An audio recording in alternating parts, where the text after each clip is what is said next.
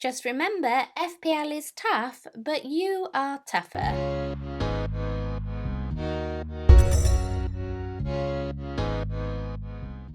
Hi guys, I'm FPL Nympria and welcome back to the home of FPL videos. Here we go, the last weeks of FPL 2021. Are you ready? Let's get into it, Nymfam. With that, let's take a look at how I got on in Easter's Game Week 30. Martinez continues to surprise me even now. Man like Martinez conceded 3 goals but still managed to get 4 points from his minutes played and 6 saved. Boom, we'll take it. Thank you very much. Banked. Move on. Sufar managed to grab me an assist for 4 points, but the clean sheet eluded him, though somehow, surprisingly, he still managed to be my best defender by far this week, as I got Azpilicueta for Cancelo and played him over Konza. Should have just played Konza for the extra 2 points. This is the second time this has happened to me this season with transfers, where I have got in a player for that game week and dropped the original player I was going to play in defence, and they have done better. I mean, can you actually believe it? Though, who saw that Chelsea result? I mean, who saw it? I didn't. That is for sure. That was a bit of a shock, definitely. Dallas didn't help my defence match with his added 2 points. Let's move on to the midfield. In midfield, Son didn't start again. I played him over Bale. They both got the same 1 point. Frustrating. No idea what's going on there with Mourinho and why the rotation is the way it is. Although Sonny looked great when he came on, though. He had loads of space.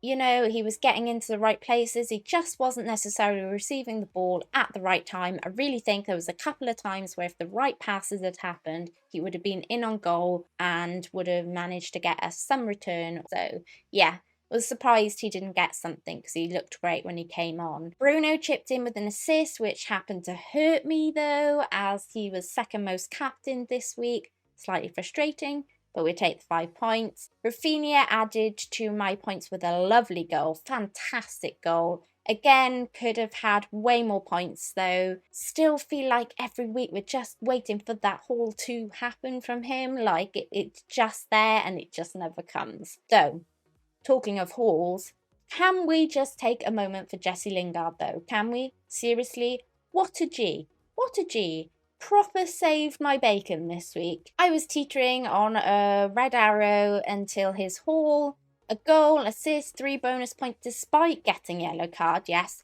the yellow card was very annoying. Don't know why he had to go and do that. But the points were extremely welcome. I'm very happy that I got on him early. It's really helped me, definitely. Don't think he'll stay a differential for long though, unfortunately. Moving on to my forwards, Bamford looked really tired and really didn't manage very much, just adding 2 points towards my team total. But Captain Kane came to my rescue with a brace, minutes played and 3 bonus points. Hero, absolute hero. He added 26 points to my team total this week, all by himself. I mean, I can't complain with that at all. Antonio headed off with an injury. Not sure how serious that was. He did walk off, but he wasn't very happy. This is annoying for more ways than one, as I'll explain in my Game Week 31 preview in just a moment. That means my 3 top scorers for Game Week 30 are Razmataz Rafinha, Jesse the G Lingard, and Sir Harold, that is Harry Hurricane Kane. With all of that, I got 63 points and a nice green arrow to around 419,000. I was just 3 points though, just 3 points from getting into the 300k club. Slightly frustrating, so Sufal keeping that clean sheet or Antonio staying on and returning something would have really helped. Though given my, record with players not doing very well in the last game of the game week, I can't really complain, can I? It went better than planned, let's be honest. Other than playing Konza over Azpilicueta, I played the best team that was available to me. It was a tough week for points and I just got a little bit lucky with a couple of players. Okay, let's get into it. Looking ahead to Game Week 31, and is it wildcard time? I have already done a -4 on Saturday night to catch the price rises. I did Bale and Bamford out for Jota and Nacho. Hence my absolute annoyance, as I could have sold the injured Antonio for Nacho instead. Don't early transfer, kids. It isn't cool. Hardly ever works out. Yes, you get a bit of cash, but you could end up like me. Here's my team if I don't wildcard. Would you wildcard this? Let me know.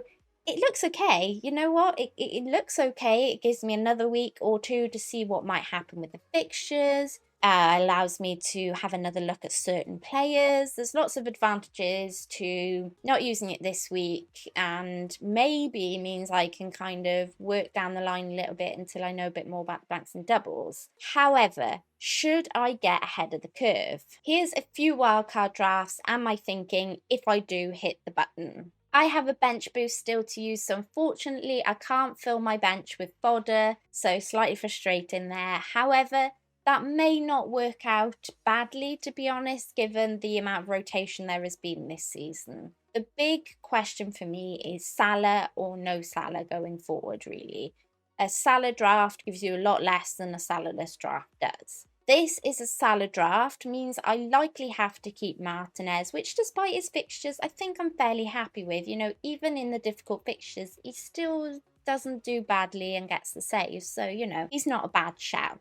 Top point scorer in the goalkeepers this season, you know, you can't argue with that really. Though Mendy is a possibility if we forgive the last performance, though would have to find a bit more cash on a Salah draft. Not sure I'm massively happy with Foster as a second keeper. I've had a little chat to Lucy Highnet, go and give her a follow. She knows lots about Southampton and the Southampton players in the team, so had a little chat to her, and it feels like Foster may be nailed now. You know, he may keep that spot, but my concern is, can I bank on him on a bench boost to get me some good points? That is my concern. Southampton's clean sheets are few and far between, so I really have to hope that, you know, that it lands on a really good double and I could get a little extra from him on that. Though he is cheap and great for wildcarders. Konza likely stays based on a future double to be rearranged. Azpilicueta came in this week for the long term, so he likely stays. Though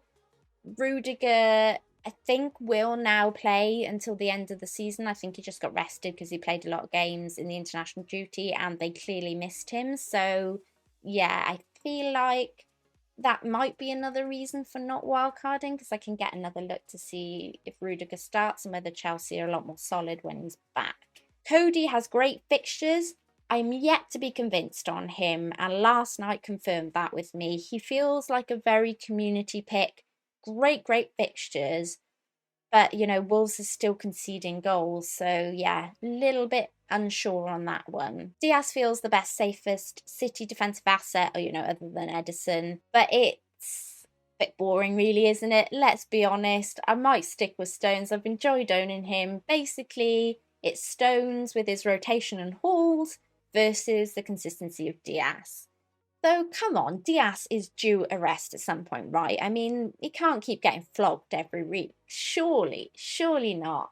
Anyway, yeah, still a little bit thought on that one. Phillips is a cheap way into that Liverpool defence. He seems to be nailed based on other injuries, so, you know, he's a good option if you want a cheap Liverpool defender. Feel like Klopp is finding his way now and Liverpool are getting a bit more solid at the back, and Phillips seems to be a part of that, so, you know, should mean that he's good to start. Midfield speaks for itself. I don't want to lose Lingard, especially after last night, but Salah would need to fit in somewhere, and it would be him or Rafinha to lose way. Despite Rafinha's next 3 fixtures, he does have 5 really good fixtures after that until the end of the season, and he's been great for me, so it's a bit tough to lose him as well, to be honest. Nacho comes in for Leicester's nice fixtures and at a cheap price. Is he nailed? For me, it's a case of it's his place to lose. He got 3 goals before the City game, and of course City have had one of the best defences in the league this season, so wasn't ever going to be an easy one for him to get a lot of goals at.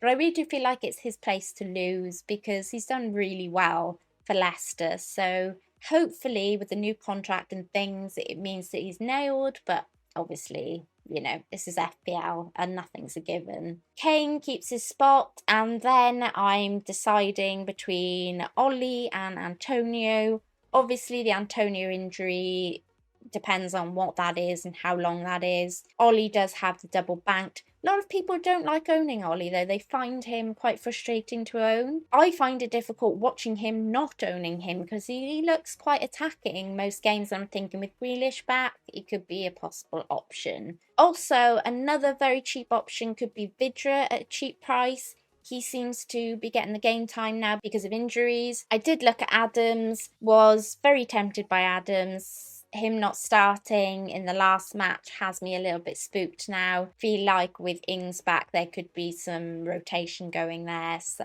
yeah, hard to know whether he's getting rested or whether he's getting rotated or what exactly. So I'll probably stay away just because I'm not sure on him. This is my non-Salah draft. This is keeping Lingard and adding in Maddison for Rafinha. It also allows me to upgrade Foster, Cody and Phillips to Meslier, Shaw and Trent. I also have a flexi draft that is basically Salah-less, but allows me to freshen up my team for now, change my defence a little, get in a few more pool players, but basically leaves me a fair amount of cash in the bank and gives me another look at the likes of Salah, Vardy, City assets before settling on any of them, and gives me a bit of wiggle room with any surprises to come for the blanks and doubles. Though, when I asked Twitter if I should wildcard the team I currently have, tweeted it out last night, the overwhelming response to that tweet was no, do not wildcard.